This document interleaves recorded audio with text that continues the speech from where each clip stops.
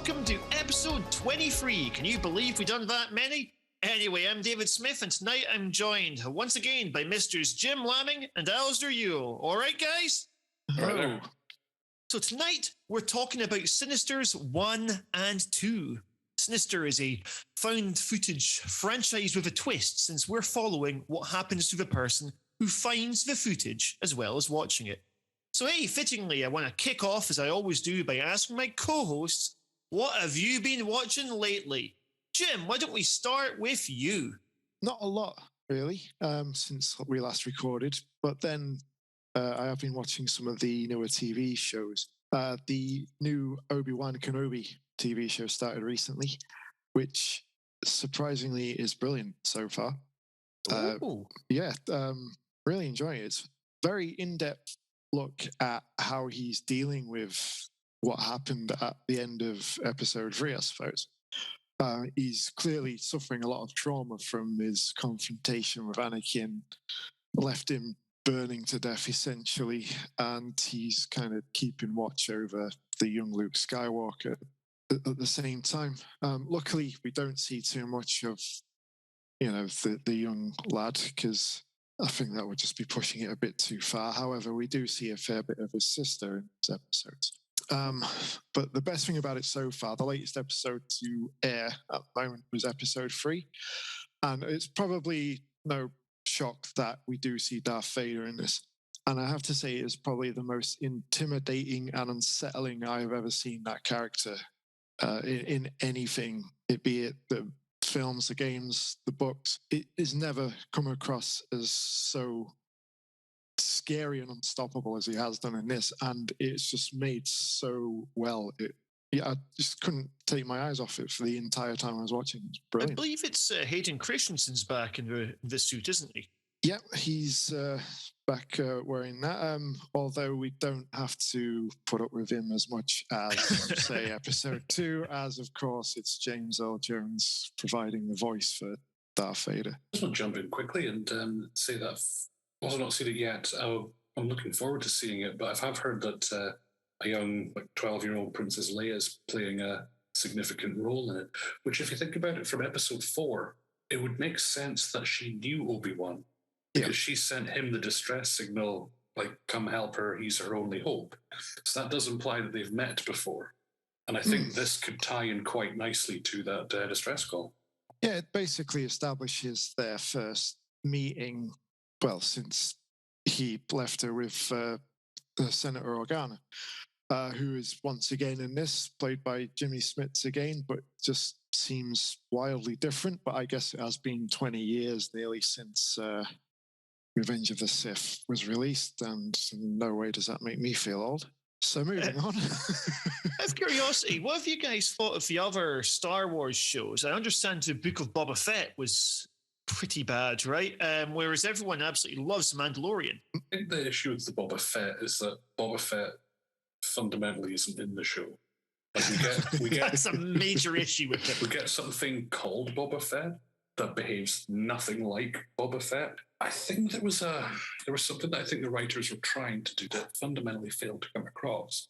They were wanting to show that Boba Fett, being this mercenary, this hitman, like, he'll go out on jobs, but nothing ever changes, and he reaches a point where enough's enough, and he wants to go in a different direction.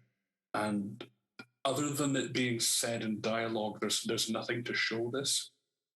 No, and when your best episodes and best parts of that series, I know what you're going to say. When you're not in it, it's a bit of a bad sign, isn't it? Like, the first few episodes where, we see him, what happens after he gets out of the Sarlacc and so on, and then we get to basically the setup for the Mandalorian again. Like, it goes from a Boba Fett series to just essentially the Mandalorian series. I forget what the count is, but there's at least 2 to 3 episodes that focus on the Mandalorian and not Boba Fett at all. And they are 10 times better than any of the other episodes in that series. I think what's great about The Mandalorian is that it's a brand new character with a brand new story that could take Star Wars in a brand new direction. Everything else, all the spin-off films, the Solo, the Rogue One, and the other TV shows, they all link back to the original trilogy, essentially. They're all dealing with some sort of legacy from that time period. The Mandalorian's, I think, the only one that's actually going in a fresh, new direction. Yeah, aside from a few callbacks and cameos and so on, it is its own film, essentially.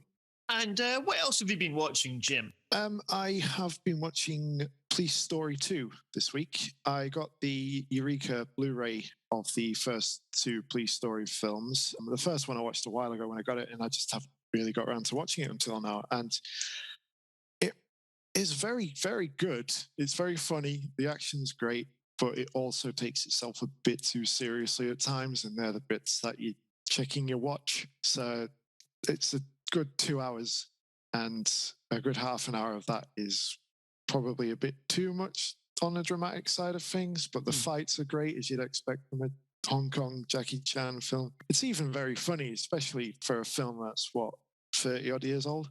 And it was really, really good from how they've got it from the first film to the second.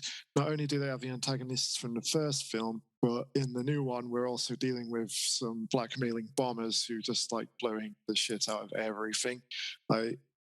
As we've mentioned before with Eastern martial arts films, the regard for health and safety is at a minimum. So people are getting hurt. Always good to hear. As is evident in the closing credits, where it's basically a montage of everyone getting their head wounds tended to. Really? Not even by medical professionals. Jackie Chan stood there dabbing the blood off someone's head at one point. That's unique filmmaking. I do love with the Jackie Chan ones, you have all your little outtakes. Like, which is the one where he breaks his foot at one point, and then they have to like draw paint a trainer onto his cast. Like, that was a good one. I've not heard of that. Was funny. That Rumble in the Bronx? I think it was Rumble in the Bronx. My only memory of the film is that bit and the bit where he says, "Next time we meet, we won't be fighting, but drinking tea together." What a badass! I heard this story, and it's one of the films where Jackie Chan's doing an action film, and it's on the train, and he gets two cargo containers that slipping and they connect with each other, and they were real cargo containers. And some of the staff were like, well, if we do it the American ways, we'll just make it out of polystyrene and then have something for you, because he had to do a jump, kick the other container, and then jump on top as they're colliding with each other. But he's like, no, we'll do it the Chinese way. We'll just use real cargo containers. And he barely got out of that without being crushed when it came to actually filming the scene. And he escaped with his life. And apparently he was on top of one of the cargo containers, just sort of curled up in a ball going, the American way was better. The American way was better. I can imagine it's not the last time he put himself in mortal danger. Even there's like Rush Hour. I know there was a couple of stunts at least where he put himself in harm's way for those as well. He's probably dodged more bullets than Luke Skywalker's dodged shots from a stormtrooper. He's quality. And anything else you want to mention, Jim? Yeah, obviously after that, I'm still in a bit of a martial arts mood, and I've seen that Prime Video has finally got the sequel to Paul Anderson's Mortal Kombat film on there, Mortal Kombat Annihilation. So I excitedly watched that earlier, and it was absolute dog shit. It made Paul Anderson look like Paul Anderson. I see what you did there. I don't know. It's just I forget the director's name already. Sorry, but he obviously had a very different idea to the rest of the entire industry how films are made. So he went his own way, and I would say it's barely watchable crap. Although it does have a fair bit of fan service with the amount of characters it manages to shoehorn in this one that weren't in the first film. So it's got that going for it. And the early stage CGI, I think I'd seen better TV shows from that era with that in it. It was absolutely abysmal. I watched quite a lot, so I'm just going to reel off a whole bunch before we get to Alasdair here. So here's what I've been watching lately. Bob's Burgers, the movie. If you like the show, you'll like the film. Men is both really shallow and needlessly opaque. This is easily going to be a contender for the worst horror film of the year for me. Really didn't like it. And if you want to know why, read my review. Green Room. You guys seen this one? Patrick Stewart plays a Nazi. It's going to be a few things with Nazis. It's very unsettling, that film.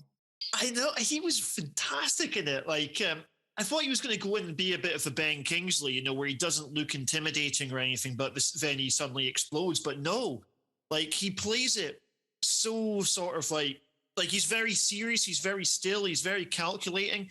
And that kind of makes him scarier because all the guys who follow him are much harder than him, but yet they look up to him as their leader. He's in charge, obviously. And we get that he probably did some big shit like 20 years ago or whatever.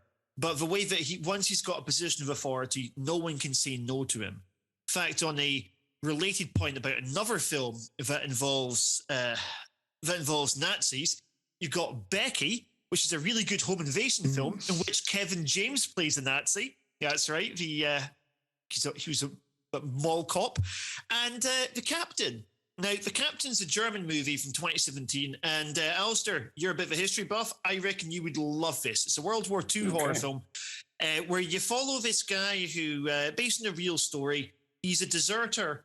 And then he finds a dead captain, takes the captain's jacket, and then it's a way that everyone responds to him because they think that he's got rank and authority, and about how this rank and authority that he's appropriated, how that makes him even worse than he already is going into this. Like, it's really bleak. It's really effective as a look at hierarchy and the power of uniform. And honestly, there are some scenes that I'm not going to forget for a very long time. Really solid example of historical horror. You've just reminded me of a real life incident. This was in Italy where there were twins. One of them was a judge, and every now and then she would get a bit tipsy and not feel like, hosting court that day, so she'd get her twin sister to go in and do it instead. And they got caught and found out. And all of the sentences, all of the decisions made, it all had to get overturned because neither of the two sisters could actually remember who did what because they were doing it for about 14 years. Oops. A non-trivial error. Oh, fucking hell.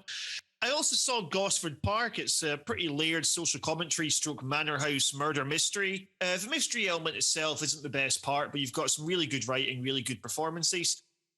Everything, everywhere, all at once. Believe the hype. This is a really good film, very moving and pretty damn funny in places. It's not having as much fun with the metaverse concept as I thought it would, but at the same time, really, really good. So, strongly, very much recommended. And lastly, I think I'm the only one here that's seen Top Gun Maverick, right? Yeah, correct. Top Gun Maverick is so surprisingly good. It improves on the first one in every conceivable way. And importantly, it doesn't feel too much like a novelty film, which the first one really, really is. And that's despite completely capturing the feel of it. This isn't your dark, gritty reboot or anything like this. This is still pure Top Gun. But at the same time, you've got such exciting flying sequences. You've got a really likable cast. There's a lot of tension as the stakes just get higher and higher. Frankly, this is among the best action movies that I can think of since Mad Max Fury Road. So, as a legacy sequel, brilliant. Anyway, Alasdair, what have you been watching lately?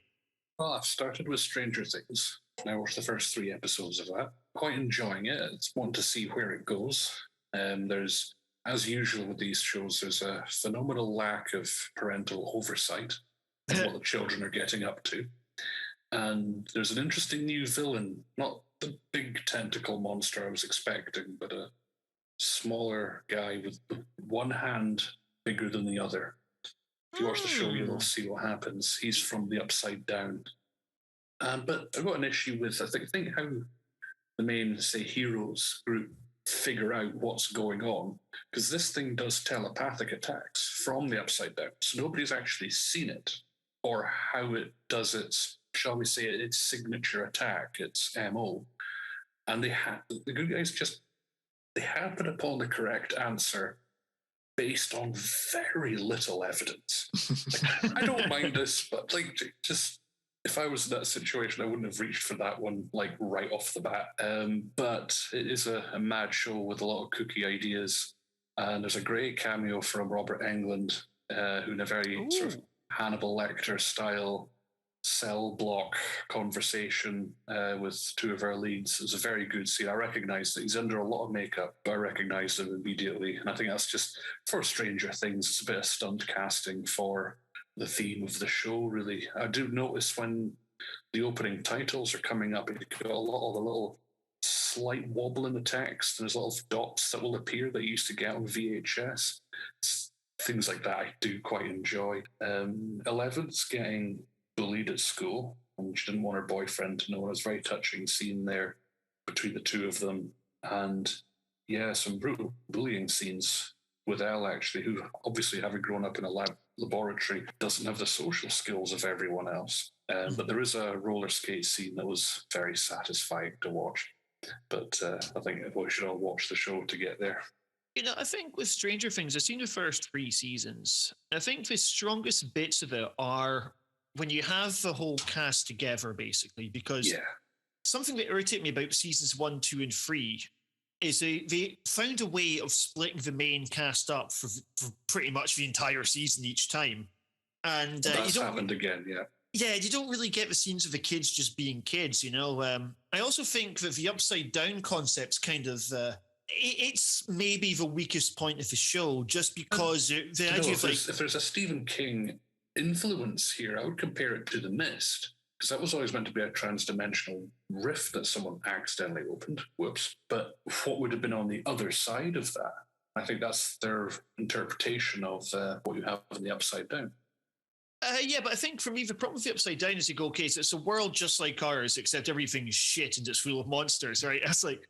Well, that's true. Oh, you're like, I don't know, it was fine for season 1. During season 2, I was like, this isn't really sustaining it. But I know that they kind of reinvent the threat each time, because season 2 ends up kind of going almost like down a possession route for quite a bit of it. And season 3, they're going, okay, well, we are going back to the Upside Down, but hey, here's the Russians.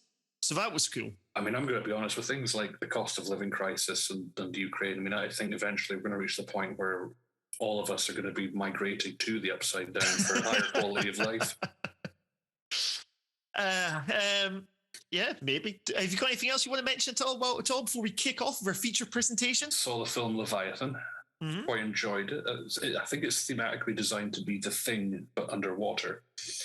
So we've got Peter Weller as our lead, and it's nice to see Ernie Hudson in something outside of Ghostbusters, although he's not fighting the ghosts this time. And the behind the scenes was quite interesting as well, where they go out, they're not actually underwater, but they are wearing the full kit, the full gear, the headlights and their scuba diving helmets and everything. And how the setup's done had this like very fine particle dust that would fall down to make it look like you were very, very deep undersea. Quite enjoyed it. It's by no means a great film. It's just enjoyable. It's not a masterpiece. It's functional. It's leaning heavily on other films that had already done the job far better. As I say, The Thing definitely being one of the Leviathan's big influences. I mean, at the end of the day, nothing wrong with that. Like, it's sometimes when we criticize horror films' originality, you also have to remember that, fuck it, I really enjoy the Friday the 13th films, and a lot of these are quite samey. If you're doing something that's been done before, but you do it well, that's not necessarily a bad thing. With Ernie Hudson, I've seen him in one other thing. I believe he's in The Hand That Rocks the Cradle. Oh, I forgot about that. He is in that. He's really good in that. Yeah, he's... Please for the That's neighbor. a great film. Yeah, decently one. We should maybe at some point we should do like a domestic horror where it's like that and maybe. It's the follow on from Men. Yeah, Men, The Hand That Rocks the Cradle. Also, we don't necessarily have to put the titles in that order. Yeah, what's the Glenn Close one when she boils a bunny again? Oh, Fatal Attraction. Yeah, Fatal Attraction. That phrase bunny boiler comes. By the way, without any context, I've not seen that film. Why on earth does she boil a bunny? Because she wants to win him back. But how would that win you? If you go home and there's a crazy woman there with like, look, I have boiled this bunny. Like, thanks, please leave the property. I think this might be a warning, like, fuck you, if I can do this to your rabbit, think what I'll do to your kids. I think it's that. Oh, right. So it's his rabbit she boiled. I think it's a kid's rabbit, but yeah. That's still brutal. I mean, let's be honest here. It's the adult that's paying for the animal food and upkeep and everything. Oh yeah, if the adult's not going to hear the end of it for ages. Why boiling? Is it because it alliterates with bunny? Probably, yeah. This is a strange way to off an animal. But the thing is, it would be such a painful death, I guess, because it's like boiling the frog, where you put the temperature up ever so slightly, the frog eventually just dies, right? I believe they explode. Oh. Well, according to Ray Stantz in Ghostbusters 2, who says this thing's going to blow like a frog in a hot plate. Ah, shit! You learn something new every day. I have seen Ghostbusters, not for a very long time.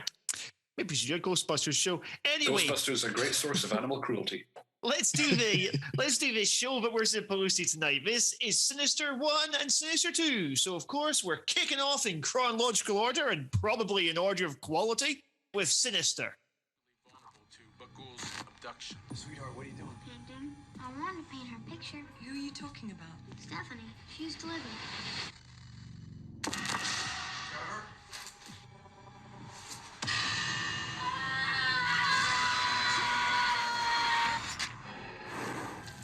What's the matter? What's happened? Get the kids. Pack the car. We have to leave here now. Sinister, I reckon if this movie came out tomorrow, it'd potentially be even more relevant than ever because true crime has absolutely exploded since this movie got made.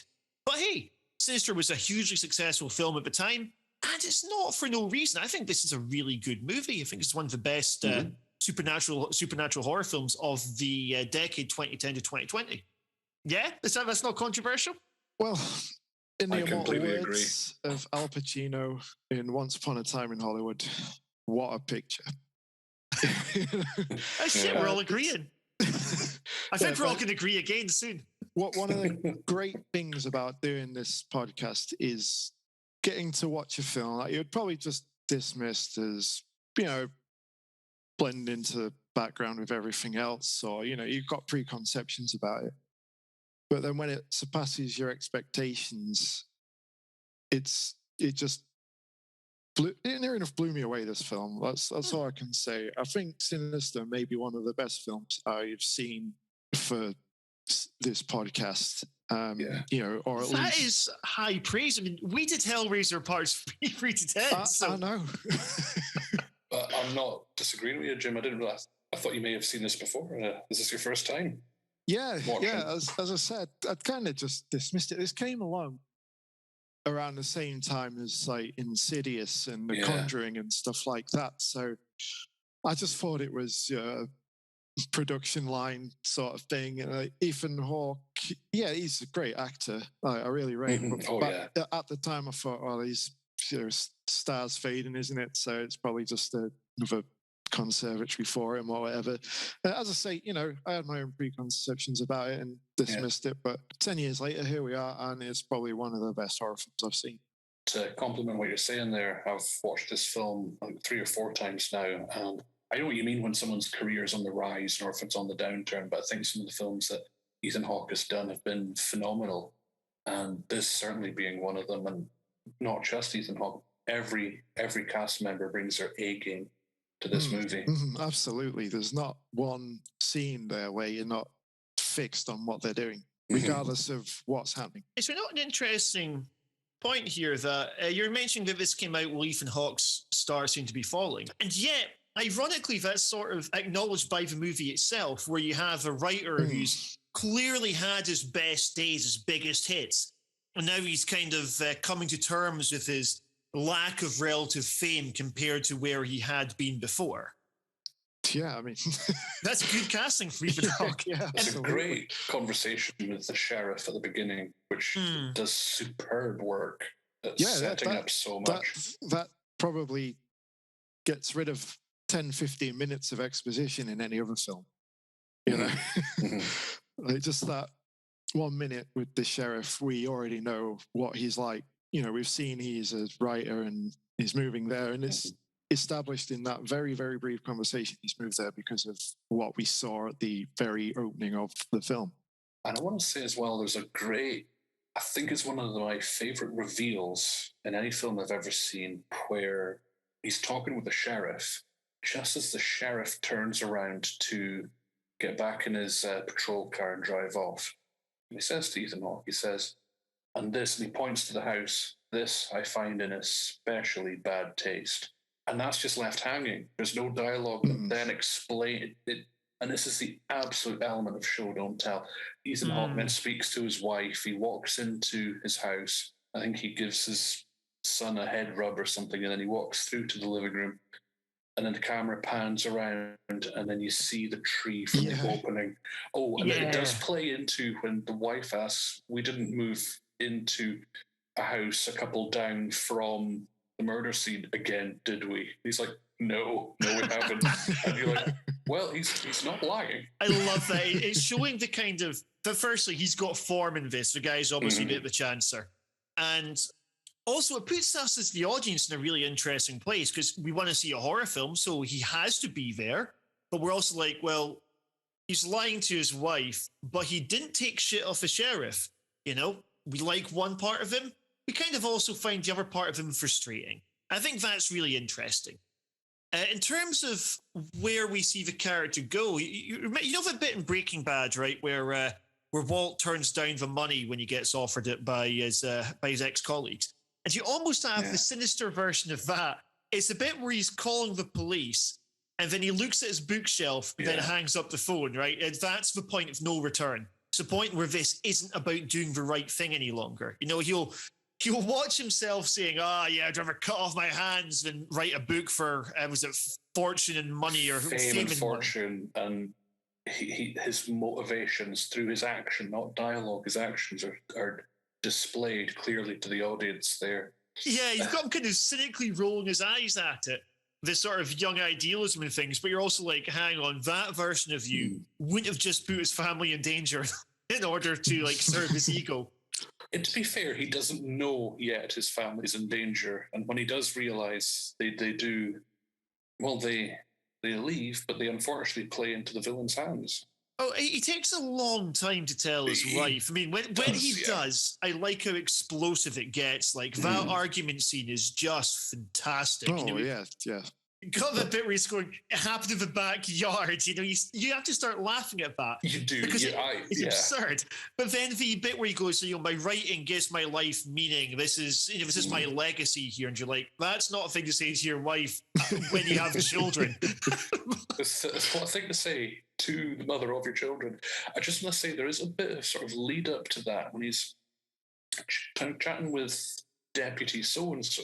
And Deputy So-and-so, like, he seems a bit dopey, but he's actually a bit smarter than what I think the audience are initially would give the character credit for. Because he does say, like, your wife does know that this is the house, doesn't she? And then Ethan Hawke does some great squirming. And obviously, Deputy So-and-so then comes out with, oh, man, that's not a conversation I would want to be around for. And then we cut back to Ethan Hawke squirming even worse than ever. We also find out really early on that we're having issues selling the house. So, you know, money's clearly a motivator here too. Like, this guy's obviously a bit of a twat, but I think two things that work for him. He's relatable. He's an insecure twat, you know, and we're like, okay, we can at least identify with the idea of things aren't going as you think they should. You know, you feel like your great work's not being recognized or whatever. And also, you've got this kind of angle of desperation here. You know, we have the recurring thing of, you can go back to writing your boring old textbooks, which, you know, to be fair, as an academic, I can say that academic writing is an absolute chore sometimes. But the idea of going down from being a bestseller to writing a textbook, you know, he's had a life at the very top here. We get the idea that he was very famous, and it's just the mediocrity just isn't good enough for him. You know, I think it's ego talking here, it's insecurity talking here. At the same time, there's a context, and we like Ethan Hawke. He's such a charming presence, you know. So basically, really good protagonist. We do not have that in the next one, but we'll come to that in just a wee bit. Like I mean, he has guilt to start with, as we're having a conversation from the sheriff. Now, my notes are wrote it down as writer's guilt, but obviously Kentucky Blood was the book that was the big hit. Now, I can't remember the titles of the other two books that he did, but they were swings and misses, and one of them led to the release of a serial killer and other people die. So obviously this is something that's weighing on Ethan Hawke during this. But obviously his, I think, pride gets the better of him after the... and what I will say about this film as well, it is a really great take on the found footage format. It's a really good, a fresh twist on it when you're watching the film through the eyes of someone who is watching these sort of mini vignettes of families being executed, essentially. Oh, and these videos were so good. Like, they were really effective, really scary. They looked so gritty and authentic. My favourite's the lawnmower. That was just spot on. Yeah, the music accompanying it as well was horrible.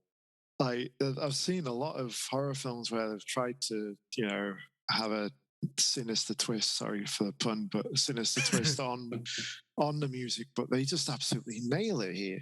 It's so unsettling and horrid, especially when we get towards the end. But yeah, I wouldn't have even, until you mentioned it, I wouldn't have even had this as a subgenre of the subgenre of found footage. It didn't even occur to me. I just, because of the way he comes across it.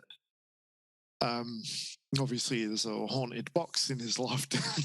It's got all that old Super 8 film in there. So yeah, that just seemed to me as a way of establishing, all the grisly goings on that have happened. You do run into the 13 Reasons Why problem of just watch all the tapes at once, pal. For not that long. Because you see bits where he's like, he's during the day, he's doing his slow typings, he's not very inspired, whatever. You're like, mate, you have the best clues you're possibly going to get. Just take the afternoon off, put up your feet. They have to be at least shown to be functionally truncated for the runtime of the film. And we get, I think it's 4 or 5 that we get to see. The swimming pool, the tree hanging, the lawnmower, as you said, and the knifing through the house. So most of them have this sort of duality of filming the happy family, enjoying their lives, playing around, interacting, and then death. Gloom, barbecue and pool party just do that juxtaposition so well. And that hanging scene, I mean, what a statement to open the movie, right? Yeah, it's for an opening, it hooks you right in. And just to compliment what Jim was saying about the music, I think it gets more harrowing as the movie goes on, because all the bodies are slowly rising and the music rises with those bodies. But later on, there's like weird vocals being inserted, and it kind of reminds me of a few creepy levels of Doom 64. Not many horror movies would do that for me.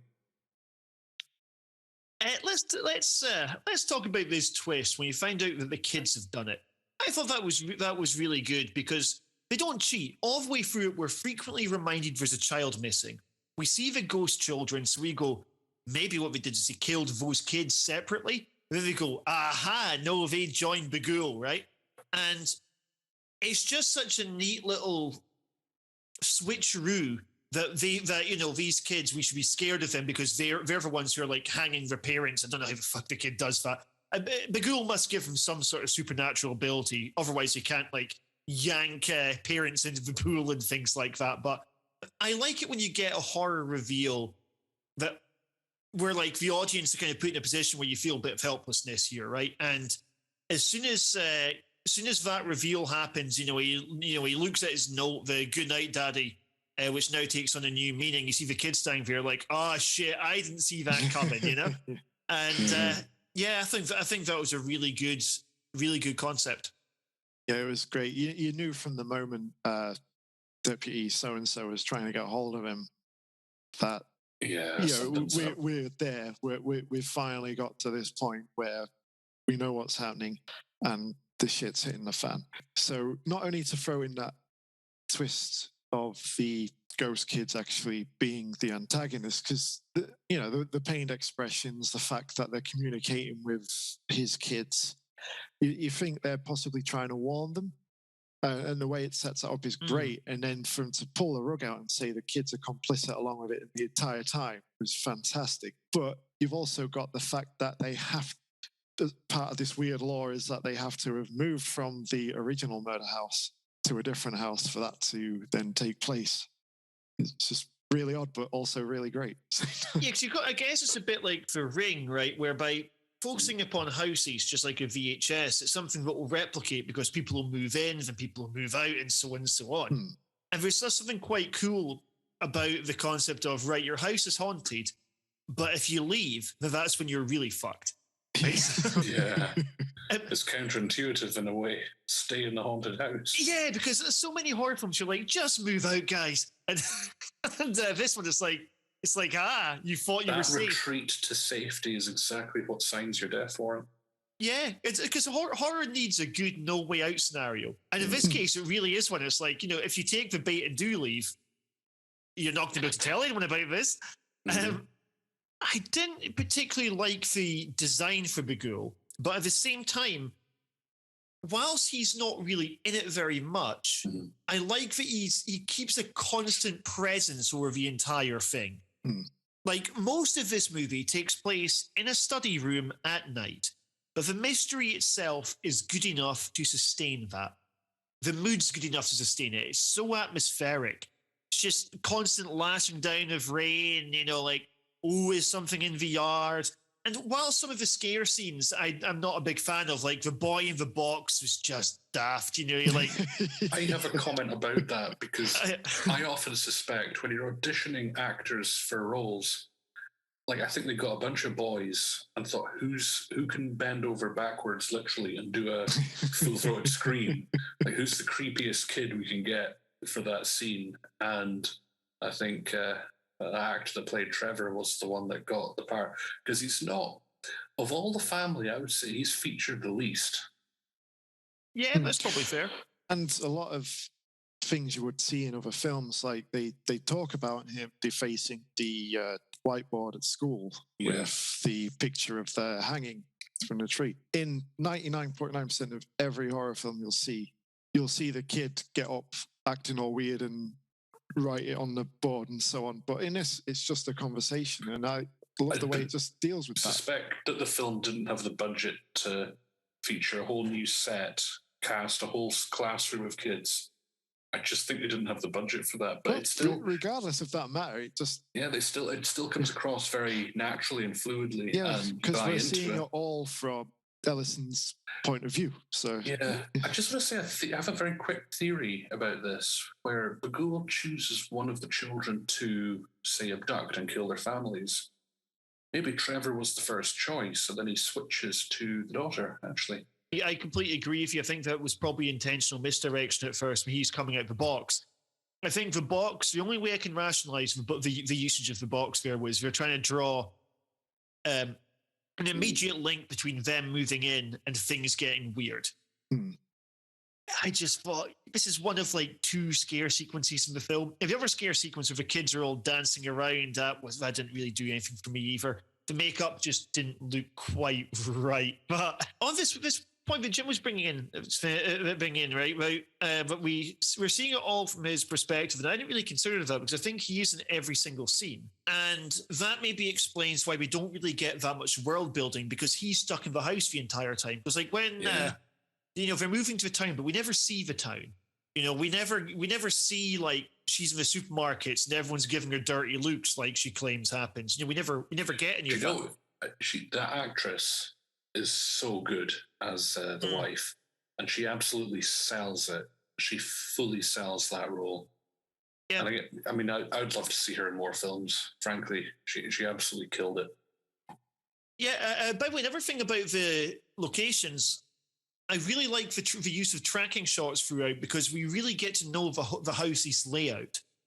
Itself, so this is a big elaborate set, which when we come to the second one, you don't really have that. The second one feels like a kind of just like a series of rooms that are just stuck together in this, doesn't feel like a living, breathing place. Whereas here, as we're following them moving in, it's an intimate relationship. As viewers, we're moving in with them here. As viewers, we leave with them. The sense of location is just phenomenally realized. So, yeah, very good. Just want to say on the notes of a few observations, because I've seen this film before, and I did a double check on one of the details, because later on in the film, quite close to the third act, they're reviewing the movies that they've seen, and Bughuul, which I kind of have to concede is a bit of a silly name, Bughuul appears in each one of the videos, and there's one with a tree hanging, and the four family members hanging from the tree. And there's a shot where you zoom in and it's Bughuul's face just in the bushes watching, giggling probably. But in the actual opening, it's not there. That was added in after the fact. Yeah, that irritates me too. Yeah. Knowing that now. Because I watched the film, thought I'll do a double check because I don't remember seeing that. And I think one of the issues with Bughuul is that he's got this, his face is ghastly white and ghastly black. And those are the deepest shades that stand out and they contrast from the greenery. And yeah, he's just not in that opening scene at all.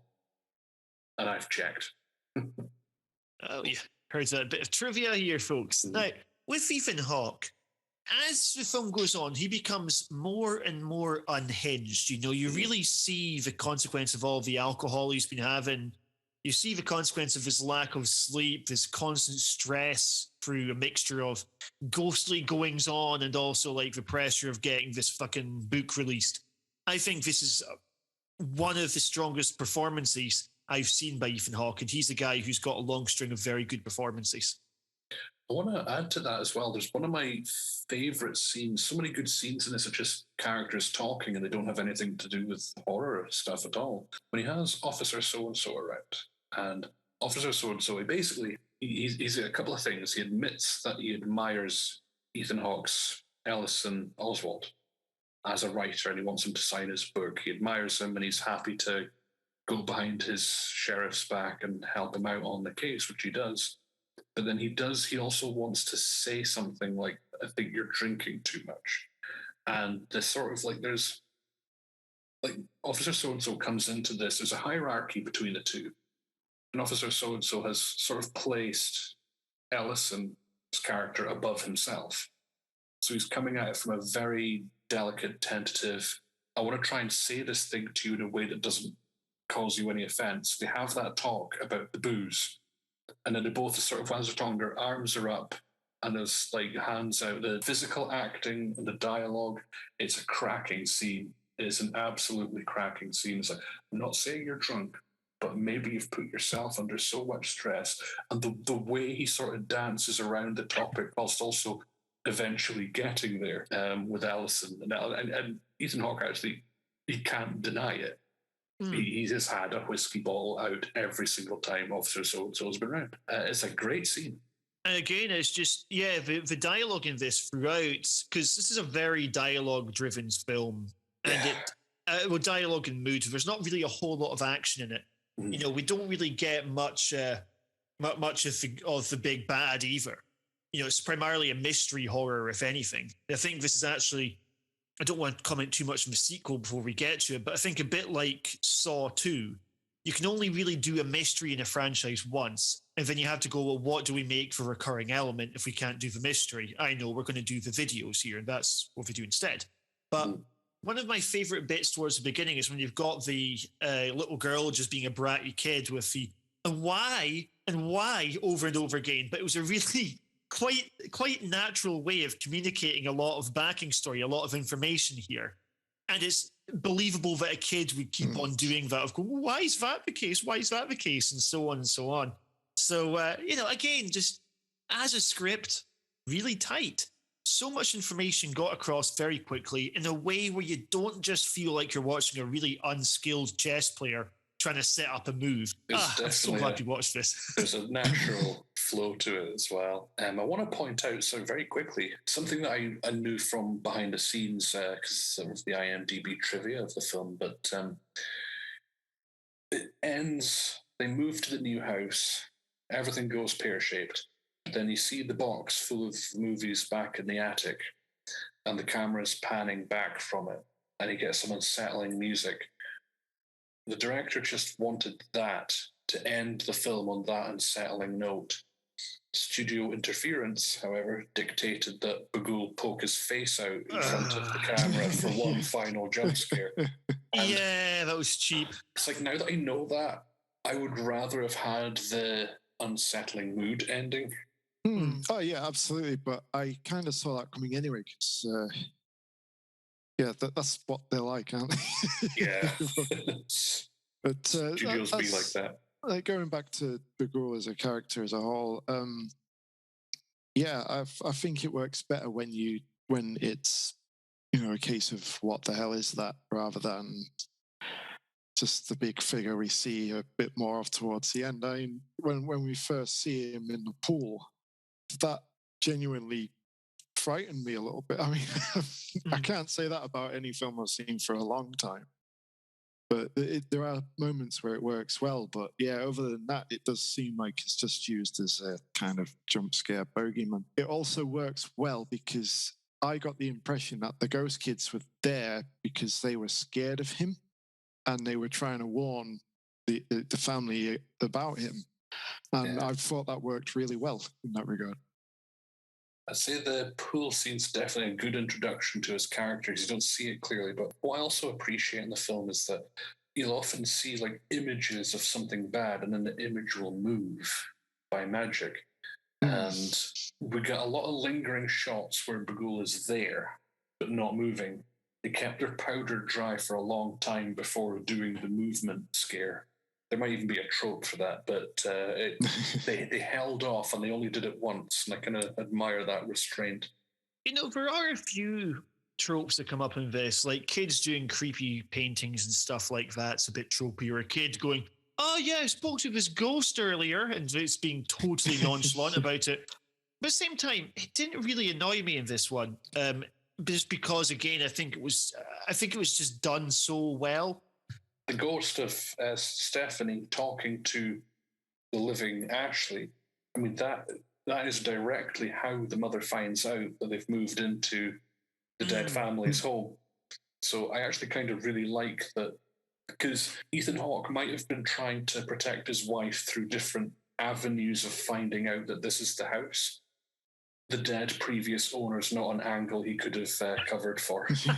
Absolutely. Well, plus, when they're done as well as this, you like it. I mean, we're doing a horror movie podcast, so we're going to get through a lot of recycled tropes over and over again with a lot of these films. But it's one of the reasons why we enjoy it. And when they're done as well as this, you can't help but admire it, can you? Oh, by the way, if you guys watched the trailer for Scott Derrickson's next collaboration with Ethan Hawke, they've got a film called The Black Phone, which comes out, and it looks superb from the trailer. Yeah, I think it was meant to come out a bit earlier, but obviously because of the pandemic and so on, it's been constantly, moved back. Because I saw the trailer for it probably about a year ago. Yeah, it's been a while in the making. And I thought it looked really good. So yeah, I'm dead keen to see that one. It's based on a story by Joel Hill, who's Stephen King's son. He wrote Horns, which he got a reasonable movie out of as well. But he wrote the fantastic book Nosferatu, which is spelled like a car number plate. A good 1,000-page book, which is frankly as good as some of Stephen King's best stuff. So it was not a windy day when the apple fell from that tree. There's one other thing that I want you to mention. Scott Derrickson, of course, did The Exorcism of Emily Rose and Hellraiser Inferno. So I do like that he does seem to be coming back to horror, as well as obviously his Marvel outing. That's sacrilege. I'll get me cancelled. His Marvel outing with Doctor Strange, which, while Doctor Strange is not one of my favorite Marvel films, at the same time, visually it was phenomenal. So, he's a very good stylist, and seems to be able to work very well with a range of different budgets. Oh, a small scene that I think needs to get a thumbs up is we mentioned the argument scene earlier. All of us were a big fan of that. There's such a nice bit afterwards where they've had their like big blowout, they're all like, fuck you, and so on. Then he goes through to sleep on the sofa. And then you got her going through and then proceeding to wake him up so that he'd come through and join her in bed. And you're like, little character moments like that, that's what makes this film, because it's a small cast and it gets a lot out of them. It's an interesting argument where you can see where both parties are coming from, and you can really see where the conflict is. But beyond it, they do still love each other. Those two, the actors, they really sold it. Either of you guys got anything else you want to bring into this film before we move on? Just really the visual style as well. As you know, we haven't mentioned that a few of the jump scares where we see the animals and so on. Like you've got the totems, which foreshadow Bughuul's arrival. I don't know about anyone else, but if I found a scorpion in my attic, I would be calling a professional about that. I love the scene with Deputy So-and-so, who's essentially comic relief in this film. To see her feet here in the attic, someone running about, and he goes, yeah, snakes don't have feet. Scorpions do have feet, but you wouldn't necessarily hear that. It's his absolute candor logic. I liked that bit where because he seems to hurt his foot and then calls the police. Yes. Like, get a fucking ambulance instead, pal. I mean, they do cover the tracks because he thinks someone was up there, so fair enough. But it did still bring mirth. As when that shot came up, the paramedics tending to his foot, and then Officer So-and-so standing there. I was like, why has the police been called to this? They do cover it well, though. Yeah. No, it's visually, sound design. There's a lot going for this film, despite some of the things, like, as I say, Bughuul is a bit of a silly name, but I believe that overall Bughuul, it definitely works. Bughuul, I believe, translates to boogeyman. Well, in the drawings we see, they call him Mr. Boogie, don't they? So, yeah. But, I guess it's loosely related. But, there's a good sequence. It's when he gets woken up by the projector coming on in his office, and he grabs the baseball bat, and he's walking around, and we see the ghost kids like creep up beside him, and they're running around. He's turning around, he doesn't see them, and then he'll sit on the sofa, and then all of a sudden you see the exposure from the window behind him, so they glow orange and burst into daylight, and he realizes he's fallen asleep. That's a really good moment that basically heralds in them getting out of Dodge. Yeah, that's just kind of the feeling of displacement that comes with this. The guy's not sleeping. He's been woken up at fucking ridiculous o'clock in the morning. That kind of feeling where you don't even know what time it is. That transition does that. It's brilliant. A lot of creative choices were done well in this. I just want to also say that there is actually a series of horror movies called The Boogeyman. And I suspect that the reason that we've got Bughuul is because they couldn't do that, because there's already these films that are out featuring the boogeyman as is. Yeah, I think that's probably about right, actually. Yeah, because people might, I don't know if it'd necessarily be a legal issue as long as you're not calling the film that, but at the same time, it makes the whole thing seem a bit less fresh if you're going, it's a boogeyman, like that shitty film from 2002 or whatever, or the sequels. Adds a bit more gravitas to Vincent D'Onofrio's cameo as well, I suppose. Tying it to Norwegian mythology. Oh God, the exposition dump call. You know what? I liked that, but at the same time, that sort of thing it would usually irritate me. There, you're just like, we're totally invested in Ethan Hawke's journey. And it's like, as soon as he's finding out, it's just like, yes, I'm finding out with him. I will say this, I think exposition dumps, when they're done right, and that character is what, if he was in Austin Powers, his name would be Basil Exposition. They did it at the right time, and his character, he's I think he's introduced at the start of the third act. He's a very lately introduced character. But we have a thirst to want to know what the hell's going on at that point. So when it comes down to the exposition, I think there is a hunger in the audience to listen to this guy, to find out what is going on. But if they had any old guy playing him, would it be as engaging? The fact that it's those two actors chewing up that bit was much better than, say, if it was just Johnny B movie guy. Yeah. I love that the guy's wife appears in the background, giving him a cup of tea. There's so many little details in this film that add to a good, complete film. Oh, we should do star ratings. What are we going to give this one? I am going to give this one 4 stars. I think it's a brilliant film, one of the best of its subgenre of the decade it came out, etc. Doesn't quite land the 5. It's just, I don't know if it's a slightly convoluted plot or just the scare sequences not really working for me, but this is still a hell of an achievement. I'm a really big fan, and I'm, again, very glad to have rewatched this. I'm going to reiterate that sentiment of 4 stars. I'm going to one up and give it a 5. I think it was maybe a tad too long, but the payoff for me did it justice. And, any inconsistencies that came prior to that was just resolved for me personally. That final 5 minutes just made the film for me. It's a great ending, I have to say, yeah. Before we move on to Sinister 2, I remember I was at Fright Fest in 2013, I think it might be 2014.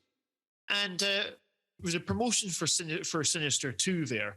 I can't remember if it was C. Robert Cargill who was there in person. I think it was him. If C. Robert Cargill, if you happen to be listening to this, in which case you're not going to like the second half. If it was you who was there, then we briefly spoke. Now, the point is, he was bigging up the second one, saying that for him, this is a kind of sequel. He likened it to Final Destination 2. He described it as a sequel which expands the universe in a way that it makes the first one even better on rewatch, but at the same time, you don't need to watch it to get the full story in the first one. Now, I don't think he succeeded for reasons we'll be coming to in just a wee bit. But at the same time, I was surprised there was a sequel being made to this one at all. I assume it's primarily because it made a hell of a lot of money on a small budget. I mean, that only cost $3 million or so to make. The second one cost $10 million, despite looking like lower production values. But when you first heard if you were making a sequel to this, or if you were making a sequel only knowing the first exists, where would you assume the sequel would go? Because honestly, when I heard for the second one coming up, I had absolutely no idea what they were going to do with it. And I wasn't particularly excited to learn up until I knew it was the same writer. I just assumed that we would get a rehash of the first film, basically, only with a different family. Maybe appearance from a previous character, which, we obviously do get. Either that or they'd maybe do a prequel for possibly one of the ones we'd already seen. And yourself, Al? I wouldn't really know where to go with a sequel, being that I think this is sort of one of those occasions where everything the Sinister franchise needed to say is said in the very first film. Having said that, I think with Sinister 2, this is now the reason why there's not been a Sinister 3.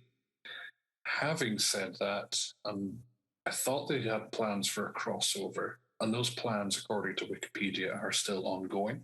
It's a crossover between Sinister and Insidious, the working title being In Sinister. So there's that. Insidious. Exactly. It could have worked either way. How Bughuul would function in an Insidious film, I've absolutely no idea. But they seem to be planning one. Yeah, no, I think Sinister 2 is really where it all unravels. So, folks, we're now going to stop talking about Sinister 2 and take a break to return to Sinister 2.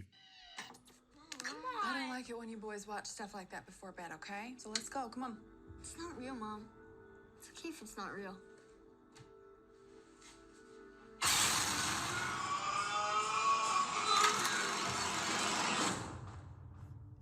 Do you believe in evil? Sinister 2. Right. I'm just going to lay my cards down on the table here. For a movie that came out of a cinema, it's a direct sequel, and has returning cast and crew, I think this might be one of the worst horror sequels ever made. That's a massive drop in quality. Yeah, okay, maybe it's not so much for one of the worst horror sequels. Maybe it's just a case of the biggest drop in quality between two numbers. whilst retaining the same writing team and some of the same actors. Like, this is a piece of shit, right, guys? It's awful. This is awful. The thing is, what became very clear to me is that because we have to have a whole new set of sort of like vignettes filmed in like Super 8 format. So a bunch of new families need to have died. In Sinister 1, it's like one family per decade that we're looking at being killed. In this one, because I think it's set 3 years later, so it's one every 3 months since the previous film. I reckon these must have been extra videos because you were looking at that going, that wasn't filmed in 2015. Or if this isn't meant to look like it was filmed in 2015. But I agree, the timeline's confusing here. It suggests that there's multiple sets of Bughuul murders or Bughuul boxes. Bughuul just went mental since the first film. I mean, he must be, because he's a child collector. So there's, what was that, a villain in Chi Bang Bang or something? So he's functionally a child collector, and he's upped his game since the original film. He's got such a My Chemical Romance look about him as well. Like, he's got full with his hair and makeup and stuff. Well, what I noticed is that he has his face is nothing but guy liner. He's got these white cuffs on his wrists that I didn't notice in the first film. And I was like, oh, he's a rock star this time. Like, they've changed his look, and for the worse. For instance, as I said in my previous one talking about Sinister 1, Bughuul didn't look great to begin with. And you would think anything you would do to change that would be an improvement, but they managed to find a way to make him look worse than he did before. Yeah, same with the kids, really. The makeup in this film looks appalling. I mean, it doesn't CGI makeup. It never looks good. It doesn't help that it's... Why would you even do that as well? It doesn't help that it's so well lit most of the way through it as well. And the other thing is, one thing that's a lot less scary than ghostly children who just stand there and do nothing is ghostly children who talk endlessly. I think it suffers from... Like, I remember hearing this about the creators of... I won't go down the Game of Thrones rabbit hole, but the White Walkers and the Night King, like, they never spoke.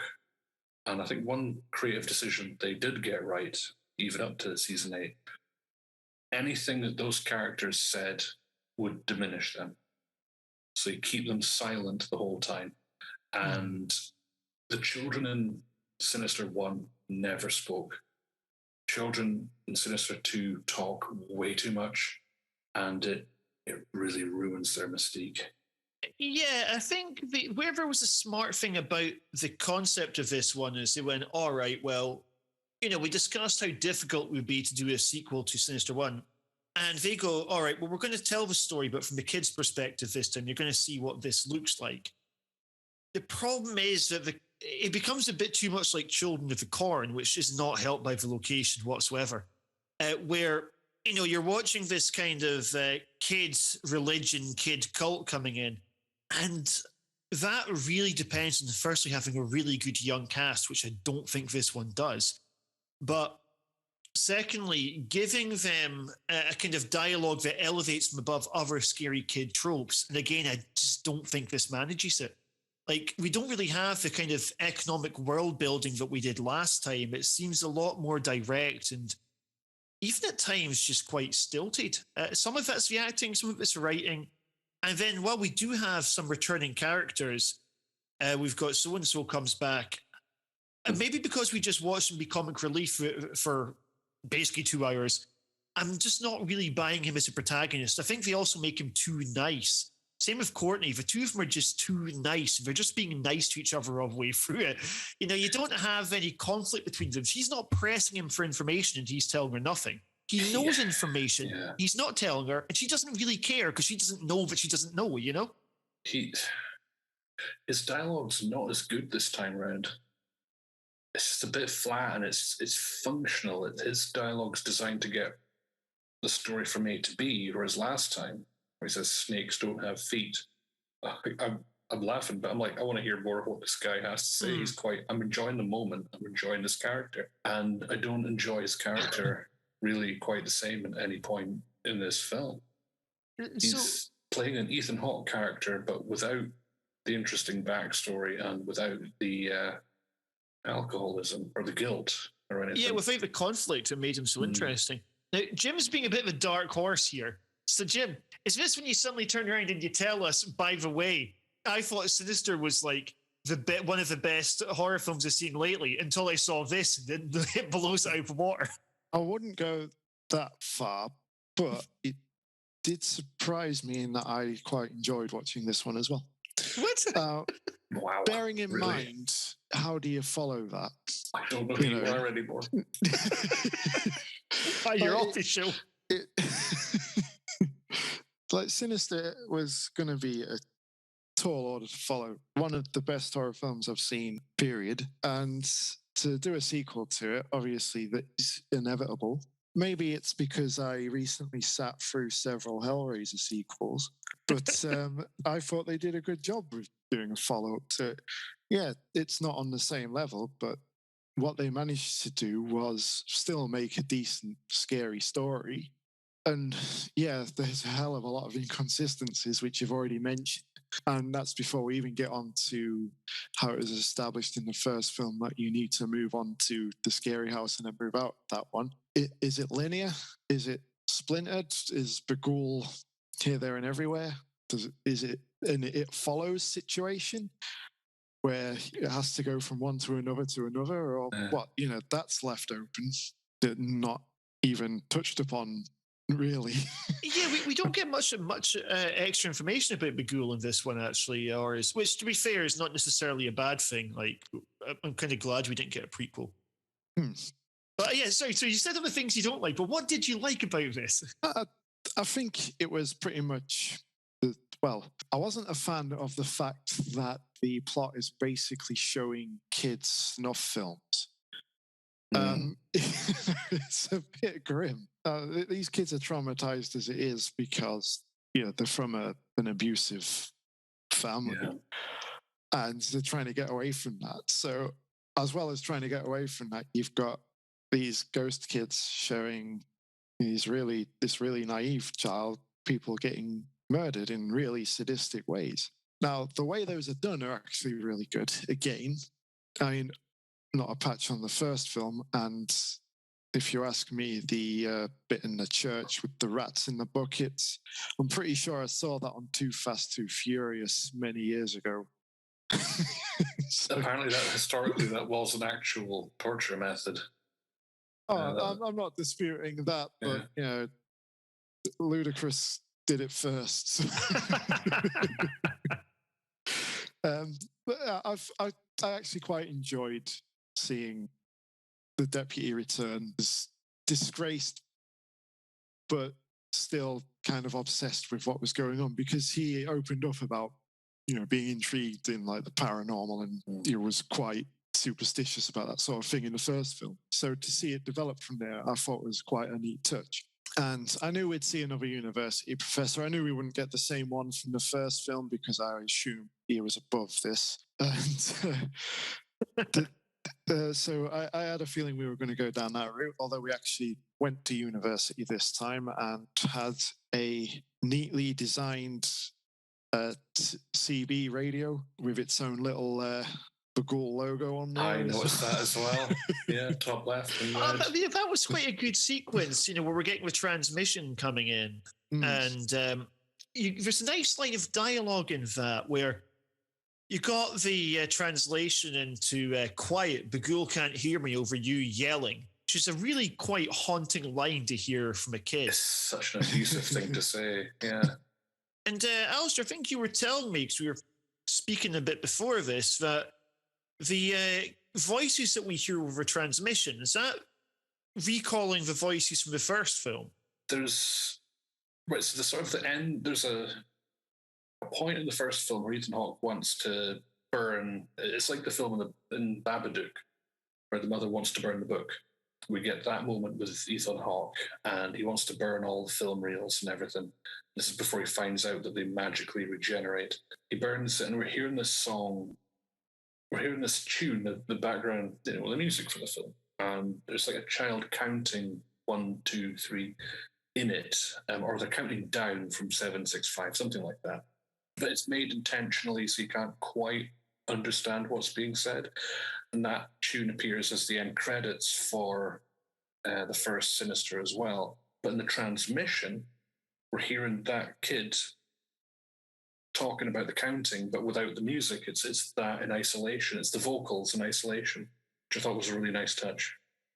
There's quite a bit of continuity between the first and second in terms of things like presentation, where, Deputy so-and-so, or former Deputy so-and-so, he's got Ethan Hawke's crazy board from the first one, which I thought was quite nice. The aesthetic of it isn't particularly similar. I think Derrickson really does bring something quite distinct. But at the same time, like, the soundtrack comes back in it, it's... of overusing 16 millimeters rather than Super 8s for this one. I'm not enough of a film connoisseur to know that. I looked that up. But, I think, again, the videos are quite cool. I really... my favourite's the alligator one. I guess knowing it's the kids who are setting this up, though, it's less impactful than just where you have a mystery. Like again, the first one, you're like, why are this family being hung? What's going on here? And this time you're like, it's a video. It's another of these. It's like with Saw, where there's something quite immediate about the first time that you see someone have to hack off their foot. Whereas, like, when you're watching, like, here's the rack, and they're getting, like, the body twisted in, like, 7 different places, it feels less good, basically. Yeah. A lot of franchises sort of have that, where the first one will have the impact, and then people enjoy it, but they want more sensationalism for the sequels. Yeah, Hellraiser. There's only so many places you can go with it, trying to keep it fresh. But seeing it from the kids' point of view, seeing one of them we assume is being groomed, but it turns out they're actually doing it to play him off his brother, and therefore make him the evil little shit out of the two of them. Well, yeah, they very clearly say one of the kids is good and the other one's bad. And it is thanks to Sinister 2 that made me perhaps speculate that in Sinister 1, Bughuul had chosen the son first and then moved on to the daughter instead. Right, this is one of my least favourite things about the film, right? I agree that the switcheroo's quite nice. It is kind of unexpected. But Dylan doesn't have a particularly clear motivation for hanging out with the ghost kids anyway, right? But if he doesn't have a motivation, at least he's getting slowly seduced by them. Zach decides to kill his entire family out of jealousy because he wants to be friends with a ghost instead. Like, it just didn't make any sense as a character journey. But he's not watching the videos, so instead his motivation is, well, for speaking to my brother, right? So I'm going to kill all of them. It's so petty. Yeah, I just like things. I can believe the idea of a kid doing something stupid for a petty reason. When you're having a kid murder his entire family because he wants to be special and hang out with the ghost children who already look like twats, right? What are you doing here? You could look at it that way, but looking back at the first film, you would not expect that little girl to suddenly turn around and dismember her parents, would you? That's true. It's a bit ambiguous, but I think they've done it from this point of view just to not retread that same path, really. I think it's fundamentally the same story as Sinister 1, but their angle is different that they're taking this time around. It's why I think it would have been more interesting if it was actually just Dylan, if we're just watching someone get gradually corrupted here. Because the idea of essentially be standing in for a kid getting in with the wrong crowd. And instead, like, the brothers' rivalry, it just seems so melodramatic and just a little bit OTT. If a brother is just getting so pissed off that his bro has new friends and he wants to fit in with the friends, I mean, maybe what they needed, because they do have one line of dialogue to explain all this, and Clint's like, he's like me, and that's the setup for why he suddenly just goes absolutely psychotic, because Clint is such an over-the-top knob in this. I mean, his scenes are the funniest. I mean, I think the problem with... He's meant to be an abusive man, and his scenes are not supposed to be funny, but eat your mashed potato, and he's bragging to deputies, former deputy so-and-so, formerly known as the deputy. He says, I'm off to bang my wife. Yeah, that's it. Get off my property, wife. Fuck my wife. The best line in the film. Yeah. What was good about so-and-so was early on when they got state troopers around to take the kids away, and Officer so-and-so knew how to handle them and get rid of them, and that was like, that works with his backstory, that he would know sort of the industry speak for, law enforcement, get off this woman's property. That was probably one of his better moments as well. Like from a performance point of view, you could see it in his face that he was shitting himself whilst trying to putting on a brave face. Yeah, because the guy he's a very thin man, and the state trooper was a very fat man. Who would win in that fight? Probably the state trooper, who would just land on him like a sumo wrestler. He's a good actor, James Ranson, I believe his name is. He's Ziggy and the Wire is what I would know him from, and he was also, I believe, he was Eddie in It's Chapter 2. So I've seen him in a few things. Decent performance. I kind of felt like it's interesting bringing him back, having someone who knows. But the split attention meant that you're essentially watching the same film that you just watched, whilst also having somebody else who's seen the first film as well, trying to interfere with the plot of the second. And like it's like, commit to this one way or the other. Like, you either have him running around and nobody believes him, or you don't include him at all. But instead you've got this kind of mishmash of like the kid's story just halting the momentum, whilst also going in a direction that we vaguely know, and him just kind of farting around at the sides. Like Clint's also one of my least favorite things with Clint.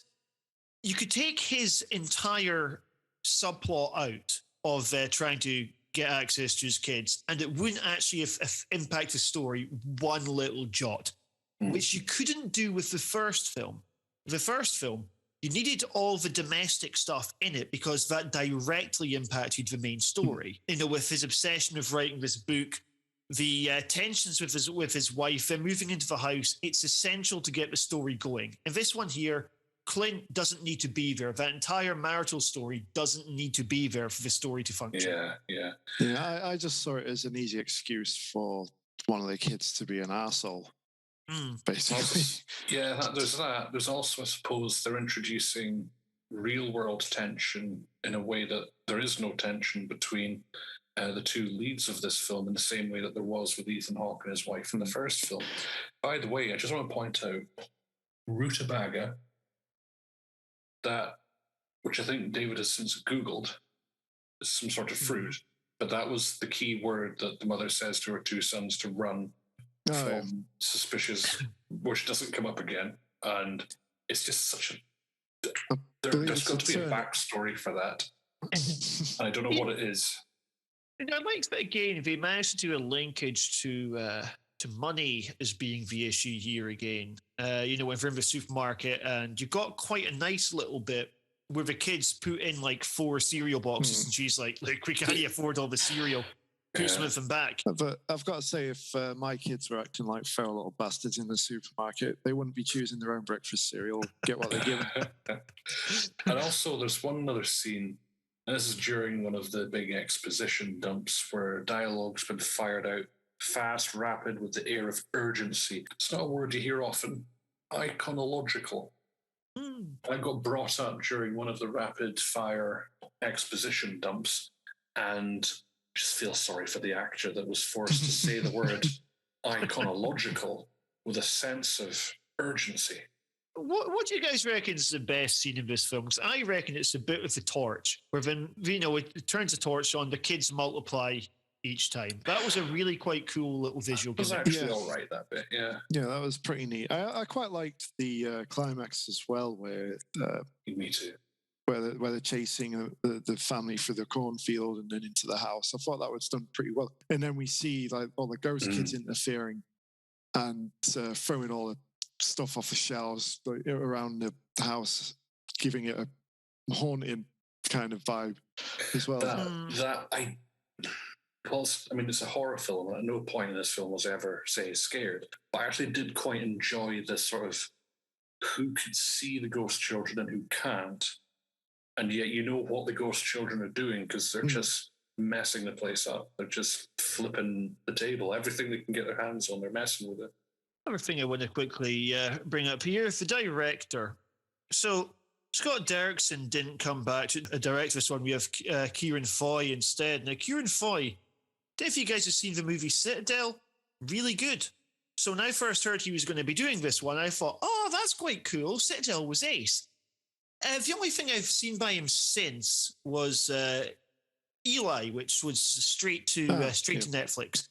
And it was all right as well. You know, it's as much as I've criticized this film, and I really don't think this is a good movie, I don't think that he's like some hack or anything like that. You know, in fact, I wonder if maybe part of the problem was that we see this quite often. You've got like a director who does like an independent horror film, and then they end up getting hired to do something much bigger. In fact, a really good example of this would be the recent Firestarter film where we had Keith Thomas doing Firestarter. Now with Keith Thomas, people might remember him from The Vigil, which is a really good, really scary horror film. And then, you know, he's doing this studio one. So I wonder if maybe that was what was happening with Kieran Foy here, because, you know, he in his small film, in Citadel, I think he really showed something. Yeah, I mean, was Derrickson ever meant to be taking the reins on this one at all? Because it did come out around the time he would have been making Doctor Strange. So would that have? Yeah, I mean, to my knowledge, he was never planned to be the director for it. Right. But you know, I mean, the thing that because he was a writer on it, then he must have had some connection to the material. Yeah. But yeah, it just kind of feels all quite rushed. I'm wondering how much of this was kind of studio interference, maybe. Oh, I imagine they'd be wanting to capitalize on the brilliant film they'd had prior to it, you know, as soon as possible as well. So on the flip side of that, at least we got a nice lean running time out of it, and it really didn't outstay its welcome. I know, that's true. So a mere 90 minutes. I reckon with Bughuul here, it's interesting that the kids and actually Clint as well, you know, they're probably the main antagonists again. Like Bughuul kind of feels a bit like a supporting villain in his own film. Yeah, I did feel like the character definitely interfered a bit more in this one as well, though, because it felt more like just a malevolent presence before. Didn't actually do anything other than provide a couple of jump scares, whereas here it actually interfered with the goings on. So again, I don't know if that's because we're seeing it from the kids' point of view this time, or whether they just wanted to involve this scary monster a bit more. I think it comes down to that earlier, you can only do a mystery film in this kind of genre once. And, you know, the mystery's up, but Bughuul, he's not like Freddy or Jason where he's going to be killing people. All he can really do is possess people, I guess. A bit like if you're doing a sequel to The Ring, then you're like, oh shit, well, what do we do? Because if her MO is she comes out with TV a week after someone watches the video, then how do we build a sequel around this? Yeah. So, you know, I think in a way the project was kind of doomed from the start. Yeah, the kids are more vulnerable. It's building up the universe and stuff. But Bughuul just kind of, he just sort of seemed to be there a lot of the time. I just somewhere in the background, not being particularly threatening and not being hugely interesting. It works as a really good one-off film, but it does not lend itself to franchising at all. No, absolutely not. I'll tell you a really unintentionally funny bit. And if you rewatch this film, look out for this. Got a bit where they're in the house, Courtney looks out the window, and then Clint's car pulls up. And there's a really delayed reaction where it's like, car pulls up, she's like, oh, you're like, oh, that's it's weird if that was the best take we used. I mean, this is going to be a weak defense of that scene, but it's maybe waiting for members of the audience that maybe aren't quite paying attention. Like, everyone has to get on board before her reaction joins where the audience are at. I mean, she should have been horrified. The second she saw that vehicle, she should have been suspicious. I mean, maybe I guess what you do is like you have dangerous music. You see a car coming up, dun, dun, something like that. But the Jaws theme tune. Yeah, fuck it. Either of you guys got anything else you want to add on Sinister Part 2? No, nothing really. I mean, as we've already said, it was a tough act to follow. I think they've done the best with what they had, and for me, I thought it was pretty decent. I will add that the tone and the mood from the first film it's not quite there, and this time around, the found footage stuff I found to be boring. But it's also, you remember the soundtrack in the first film, and there's a different one playing for each of the found footage sequences, and it's really haunting and gripping, and it's just not there in this film at all. They added an extra layer of depth to that with the record player add-on to the projector this time, didn't they? Oh, I quite liked that. Yeah, they've joined the hipster revolution. But I would still argue that the music, the soundtrack for the first film was still better than this one.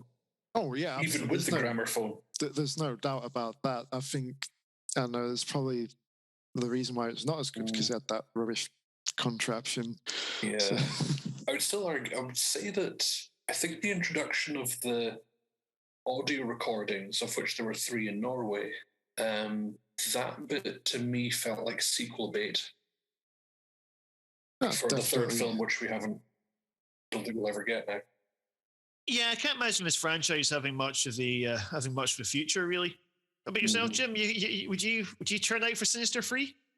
I don't know. I guess it depends what route they go down with that as well. I mean, I would definitely be open to it. I mean, I've watched countless horror sequels that are absolutely substandard to absolutely dog shit, to be fair. I'll agree with. I mean, we've all watched 10 Hellraiser films now. So I'll give anything a chance. So to finish off on this one, let's do our star ratings. Alasdair, what's your star rating for Sinister 2? 2, because star 1, there is good continuity. There is an effort to try and tell something original in a universe where essentially the first film has covered it well enough. It's good to see so-and-so again. I can't give any more than a 2. I think I'm with you on that one. Before we talked about this, I was kind of at 1 star level, but I think I've talked myself up to a 2. I think we're right. Like it's ambition over achievement that we're getting here. Yeah. But at the same time, you think about how difficult it would be to do a satisfying sequel. And I am glad they didn't just go down the same route again. I just really didn't like the one they chose. I think in forfeiting the moral ambiguity and forfeiting the conflict between the leads, you just lose it to this kind of soap opera like you took my kids sort of plot, which doesn't really advance the main story anyway. And then this kind of guff with the kids of going, I'm jealous of my brother, so I'm going to kill him and my mum and dad. Right? It didn't really do much for me. This film in particular it wants you to view a child as a villain in a way that I don't think is very healthy. Well, I mean, the thing is, we've got a tradition of like Children of the Corn being the obvious comparison. Where like, it's a farm place, lots of corn. You've got a local child cult led by a slightly posh, well-spoken kind of kids with Isaac in Children of the Corn Part 1. I've not seen Children of the Corn, but when I've seen children being portrayed as villainous, there's always, say, a Get Out, in the sense of Village of the Damned. They were all possessed, that type of thing. Yes, whereas this one, no, the kid's just a twat. He just goes, Yeah. he goes like, There is no yeah, excuse. I want to hang with the cool kids. But If Bughuul was not there, he would still be a bullying asshole. Jim, how many stars are you going to give this one? Despite the inconsistencies and all the quite terrible points you've just highlighted there, I'm going to go and say 3.5 because I still enjoyed it. Wow. It's the golden 90 minutes, so it didn't outstay its welcome. What I was watching was entertaining enough, so I found it a pretty good follow-up. And I just want to go onto the end, which we didn't discuss, where Bughuul took away the kid anyway, despite the fact that he didn't successfully kill all members of his family. Mm-hmm. Does that then negate the point that they have to kill people, or does it just make him less delicious when he's eaten by the Bughuul later? I think you've just stumbled across a plot hole, sir. Oh, yet another. It should have been different. It should have been like the Black Coat's daughter, where Bughuul abandons the kid, and he's like distraught at the abandonment of this punk rock villain. Man, the Black Coat's daughter is a good one. Big fan. Yeah, definitely should all watch the Black Coat's daughter. Now, speaking of films you should watch, let's go to the list.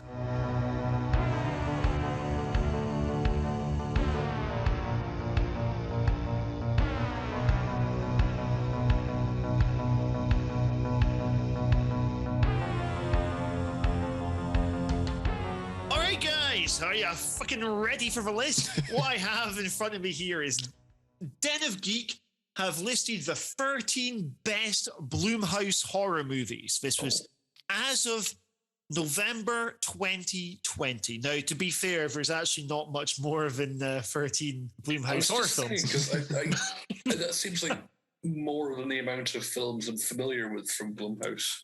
But essentially, I guess the fun of this comes down to just chatting about the movies here, talking about the order. Will we say Sinister? Is Sinister on there? Sinister is on there. What number do you reckon? Do you reckon this will be out of the 13? Do you reckon this is going to be higher than number 6, or do you reckon it'll be lower than number 6? I reckon it'll be fairly high up. It's a pretty great film. So it is. This has turned into Bruce Forsyth's player cards, right? I'm going higher. It is number 6. So yeah, it's top half basically. Okay. Yeah. So what else do we reckon? What other Blumhouse ones do we like? Is Malignant one of those? Malignant was not out when this list was made. Okay. Actually, is Malignant even Blumhouse? I don't know. If someone Google that in the background. It has the Blumhouse feel to it. Yeah. It's not on there. No, but what else do we reckon might be there? No, I don't know if I'm getting these confused with Platinum Dunes as well, because aren't they? Didn't Blumhouse evolve from that eventually? I believe it did. By the way, I did check in the background. Malignant is indeed a Blumhouse film, but it's not on there. Okay. Is the Conjuring and Annabelle films Blumhouse? They are not, no. No, okay. Yeah. Very surprising. Also, I will say Insidious and its sequels will have to be on there, given the crossover they were planning to do in Sinister. Insidious is on there. How many Insidious films do you reckon are in the top 13? All 3. Oh, there's 4. Those are 4. Yeah, he doesn't even the last key. I'm behind the times. There is actually only one Insidious film in the top 13. And that does... One? Yep. Do you reckon it finishes high? I would say so. It's pretty popular. It finishes... It's higher than 6. It finishes at number 3. So yes, it finishes higher than Sinister. I think Sinister's a better film than Insidious. I think Insidious, the second half, just kind of nosedives, but fair is fair. Anything else you want to mention here? Yeah, I've seen quite a few, but I'm getting my studios mixed up now, so you're going to have to give me some hints. Well, okay, tell you what, number 13. This, I think, should be much higher than it is. This is a horror film about a deaf woman, and it's a home invasion movie. I can only be talking about... Oh, I've heard of this one. I forgot the name of it. It's a really good film. It is. It's Hush. That's by good old Mike Flanagan. So Gerald's Game, Haunting of Hill House, Oculus. Yeah, Mike Flanagan, good director. This is one of his better movies. So, yeah. Next up, at number 12, it's a bit like Groundhog Day. Happy Death Day. Yes. Or is it Happy Death Day to you? 1 and 2. I actually really enjoy those films. Happy Death Day to You is not on here, but Happy Death Day is, which I think Happy Death Day is fantastic. I think it's really funny, really, really good central performance here. And it's a film that it's happy to have fun with its own premise. Yeah, absolutely. It gets quite creative with it as well. The second one didn't really work much for me. The second one's not on the list, by the way, but like they brought in quite an intriguing thing of this parallel universe. But what I wanted to see is you go, right, Jessica Roth can play herself twice here because there's another version of her that's now woken up in the universe where like she doesn't have an alive parent and stuff like that, she's also in a new place, but she doesn't have the understanding of her being two universes, whereas Tree that we follow does. So yeah, they missed a trick. Next up on this list, so it is a movie by M. Night Shyamalan. It's a found footage one. Oh, the cottage with the elderly visit. Parents. Yes, the visit it's called. Yes, I really enjoyed this one as well. I thought was quite banging actually. Good little premise, good acting, decent film. The Invisible Man, is that? The Invisible Man is on there. Do we reckon that'll be high? Do we reckon it'll be low? Oh, that's pretty decent. I would say it's top 6, probably. Yeah, I think The Invisible Man is absolutely fantastic, and it is a very high one. It is number 2 is The Invisible Man. Oh. And that was a really good example of how you do a political subtext in a film that still works on its own merits, even if you don't pick up on it. If we're going, okay, we're literalizing the idea of women having invisible threats that sometimes go beyond detection, and we're basing a film around this quite blunt metaphor, but at the same time, you can just still enjoy it as just being a really kick-ass horror film anyway. I loved it. I think it's fantastically acted, really well directed, so that Lee Winnell can deliver. Next up, this one is a found footage. It's a film that pretty much only has 2 characters in it, and it only has about 1 second of on-screen violence, but at the same time, it is utterly fucking terrifying. What film am I talking about? Is it Paranormal Activity? No, although that's still to come. No, I'm talking about Creep. You guys seen Creep? I haven't. Think I have. And to be honest, I haven't seen Paranormal Activity either. So if you would need me to hand in my gun and badge at the end of this. Creep is keep your gun. Creep's really good. The movie's like this a serial killer who advertises on Craigslist. He says he's dying, so he wants someone to make a video about him, basically. I believe it is all improvised, just from a very rough outline. And it's really disturbing. Work sometimes. Really, really good fun, and some good black comedy in there. The sequel is okay, but at the same time, the first one really is something special. Whatever year that showed at Fright Fest, that was the best film I saw that year. Number 9. So, number 9 is by a director we've previously mentioned, which is Lee Winnell. It's one of his other movies. I don't know if you can necessarily call this a horror, but horror fans will like it. It's a science fiction film that he made. What the heck am I talking about? It's on the tip of me to... it's gone. No. Alasdair, you know this one? No. Right, no. Upgrade. Yes, because that film fucking rules. It's a really good film. Very fucking good film. I saw that at Fright Fest. Absolutely loved it. Yeah. Number 8. This is a movie that we have talked about on the show. It was not the feature presentation. Instead, its sequel was a feature presentation. This came out in 2018, and it is the 11th film. Wait. Yes, 11th film in its series. What Halloween. am I talking about? Yeah, Halloween. I've moaned about this film before. I'm not going to do it again, but it's all right. Number 7, just missing the good half here. I think this is a really decent movie. This is a fantastic performance by James McAvoy, who plays 24 different characters. What the heck am I talking about? Glass. No, not Glass. The good one. Split. Yeah. Yes. Although I have to say I actually quite enjoyed Glass, but Glass, Sinister 2, Jim, you're counterintuitive. Next up, Sinister, already mentioned that. Number 5, this is a film about a haunted mirror. Oculus. Yes, Oculus. And I really like, what's her name? Karen Gillan, yeah. She's in Doctor Who, isn't she? Mm-hmm. And she's in the MCU. She's Nebula in the Guardians of the Galaxy. Yeah, is she the companion in Doctor Who for that season or something? She's companion to the 11th Doctor, Matt Smith's one. And is she good in it? She's pretty good. She was probably the best companion that the Stephen Moffat era had. In this one, I thought she really carried the film. Oculus, it takes a wee bit to get going. I think when we reach the last act, that feels like a film that Flanagan really wanted to make. It's when we start getting like the sort of the mental breakdown part of it. But until then, although she's got a dodgy accent at points, I reckon she carries the movie. Next up, we are coming to possibly the most famous film that Blumhouse have brought out. This is a found footage film. What the heck am I talking about? Is it the one I mentioned earlier? Paranormal Activity. Yeah. It certainly is. Paranormal Activity. We've not seen, so I'm not going to waffle about. Next up, number 3 was Insidious. We mentioned that one earlier on. And then number 2 was The Invisible Man. So that means that we only have one other movie left. What movie do you reckon I'm talking about there? I'm going to say Get Out.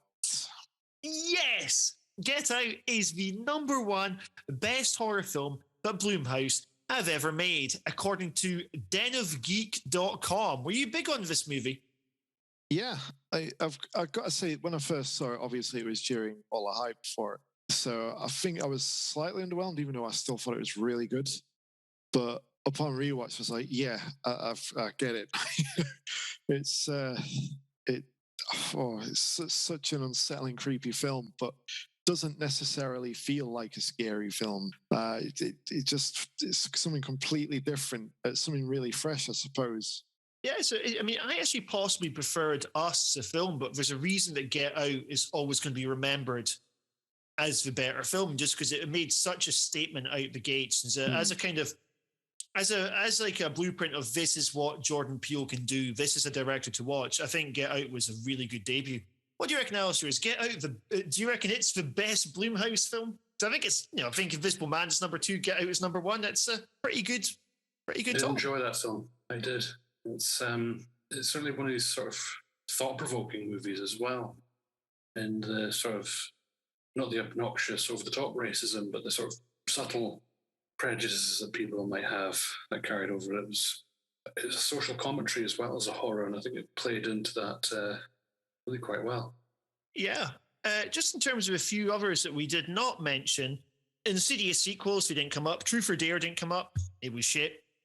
None of the Purge films came up, which I don't know. I mean, I quite liked the film, the first Purge, and by the first Purge I mean the fourth Purge. And with the Forever Purge we have come out after this list was made. The Craft Legacy didn't come up. Didn't like it anyway. The Hunt didn't come up. Didn't like that film either. Freaky didn't come up. It was good. May have come out the month after this list was made, but Freaky, Vince Vaughn was really funny in it. And we also didn't get Ma here. We didn't get The Vigil mentioned. And we also did not get Fantasy Island, which, never watched Fantasy Island.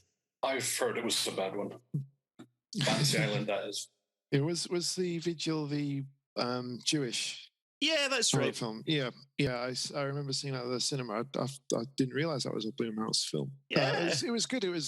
It made a nice change to see a religious-based haunting film that isn't, a Christian one. Usually when you see that sort of thing, it's all Satan and all that sort of shit. But it really did make a nice change to see it focus on a different faith when looking at possessions and haunting and so on. Yeah, because was there ever a Jewish horror one? I think it was actually called The Possession. It was done by Ghost House. And yeah, The Vigil was certainly a better movie than that. Lords of Salem didn't make the list. I thought Lords of Salem was ace. The Bay, which I don't believe that they made The Bay, but I think they distributed The Bay. And The River, which was an old TV show. It's a 4-parter found footage thing. So anyway, so that is the best of Blumhouse. And folks, thank you very much for listening in. Just chatting about Sinister. Again, 2 movies which vary hugely in quality, but hey, it's another franchise down. And who knows, maybe we'll get the crossover between Sinister and Insidious at some point in the distant future. Anyway, it's a good night from myself, and it's a good night from these guys. Yeah, Good night. Catch you later.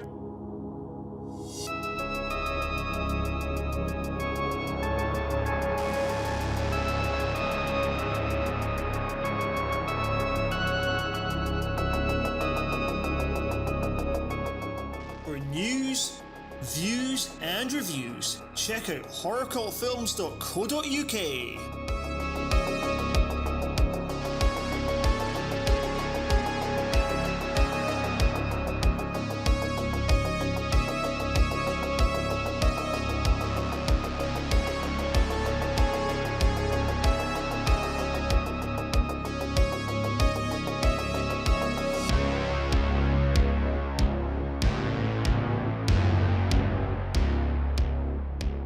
Music by White Bat Audio.